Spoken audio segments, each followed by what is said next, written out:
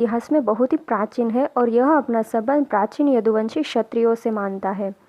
राष्ट्रकूटों और चालुक्यों के उत्कर्ष काल में यादव वंश के राजा अधीनस्थ सामंत राजाओं की स्थिति रखते थे, लेकिन जब चालुक्यों की शक्ति क्षीण हुई तो वे स्वतंत्र हो गए और वर्तमान औरंगाबाद जिला महाराष्ट्र राज्य में स्थित देवगिरी को केंद्र बनाकर उन्होंने अपने उत्कर्ष का प्रारंभ किया। सुबाहों के पुत्र दृघाप्रहर कल्याणी के चालुक्यों के सामंत थे। दृघाप्रहरा के पुत्र सुवर्णचंद्र ने 850 में यादव साम्राज्य की स्थापना की थी। देवगिरी के यादव वंश का राज्यकाल 850 से 1334 तक माना जाता है।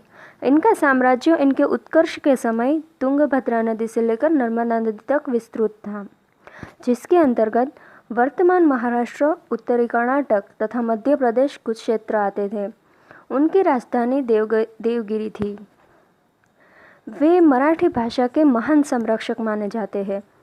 सिंघन द्वितीय के समय यह राजवंश अपने उत्कर्ष पर था। उत्पत्ति: देवगिरी के यादव अथवा सुवन शासक अपने को चंद्रवंशी यादवों के वंशज मानते थे।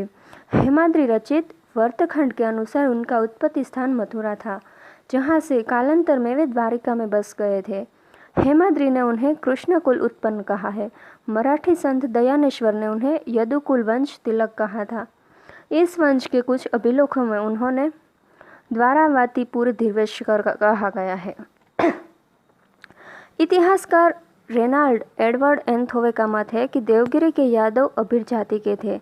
नासिक के पास से पाए गए अजनेरी शिलालेख से यह पता चलता है कि देवगिरी के यादव शासक प्राचीन यादव परिवार से संबंधित थे। Doctor O.P. वर्मा के अनुसार यादव मराठी वक्ता थे और उनके शासन की अवधि मराठी के इतिहास के लिए बहुत स्वर्गयुग था। साम्राज्य का उदय: दृघाप्रहर के पुत्र सुवर्णचंद्र ने 850 में यादव साम्राज्य की स्थापना की थी। आरंभिक समय में उनकी राजधानी श्रीनगर थी। प्रारंभिक अभिलेखों में उनकी राजधानी चंद्रदित्यपुर बताई गई है। सुवर्णचंद्र के नाम पर ही इस राजवंश का नाम सुवर्ण राजवंश पड़ा। चालुक्यों की शक्ति क्षीण होने पर 1173 में यादव राजा भिल्लम पंचम ने अपने को स्वतंत्र शासक घोषित कर दिया। 1187 में इसने अंतिम चालुक्य राजा सोमेश्वर चतुर्थ को परास्त कर कल्याणी पर भी अधिकार कर लिया तथा देवगिरी को अपनी राजधानी बनाया। अब आइए जानते हैं भिल्लम पंचम के बारे में। भिल्लम तथा बल्लाल का संघर्ष।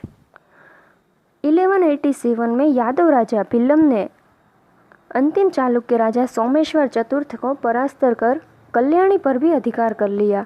इसमें संदेह नहीं कि भिल्लम एक अत्यंत प्रतापी राजा था और उसी के कर्तृत्व के कारण यादवों के उत्कर्ष का प्रारंभ हुआ था, पर शीघ्र ही भिल्लम को एक नए शत्रु का सामना करना पड़ा।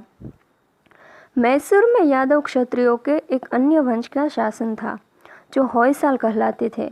चालुक्यों की शक्ति क्षीण होने पर दक्षिणापथ में जो स्थिति उत्पन्न हो गई थी, होयसलों ने भी उससे लाभ उठाया और उनके राजा वीर बल्लाल द्वितीय ने उत्तर की ओर अपनी शक्ति का विस्तार करते हुए भिल्लम के राज्य पर भी आक्रमण किया।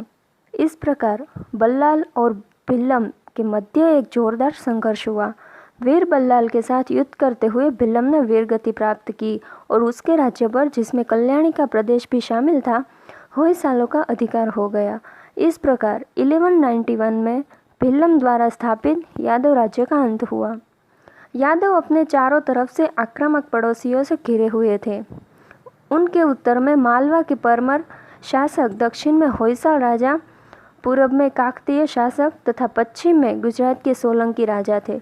इन शत्रुओं से रक्षा के लिए यादवों ने देवगिरी में एक विशाल एवं मजबूत दुर्ग का निर्माण किए। देवगिरी का किला 183 में ऊंचे एक पहाड़ी पर बनाया गया था।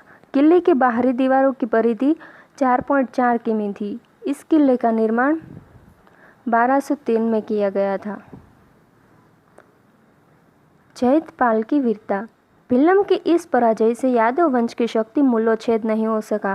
भिल्लम का उत्तराधिकारी जयद्रपाल प्रथम था, जिसके अनेक युद्धों के द्वारा अपने वंश के गौरव का पुनरुद्धार किया।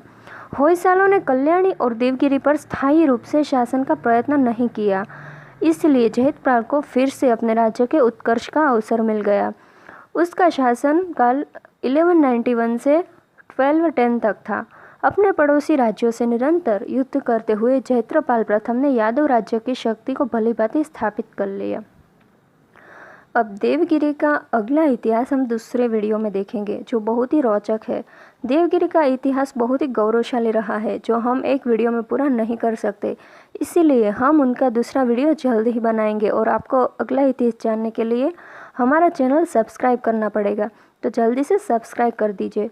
हम अगले वीडियो में जयद्रथपाल के बेटे सिंघन ने कैसे अपनी वीरता से देवगिरी का विस्तार किया, बाद में कैसे अलग सशक्त शासक आए और बाद में कैसे देवगिरी पर अलाउद्दीन ने हमला किया और वह भयंकर युद्ध के बारे में भी बताएंगे। तब तक जय मुरलीधर। और हाँ, ये वीडियो सबके साथ शेयर कीजिए ताकि हमारा इतिहास सबको पता चले। जय मुरलीधर, जय श्री राम, जय भारत।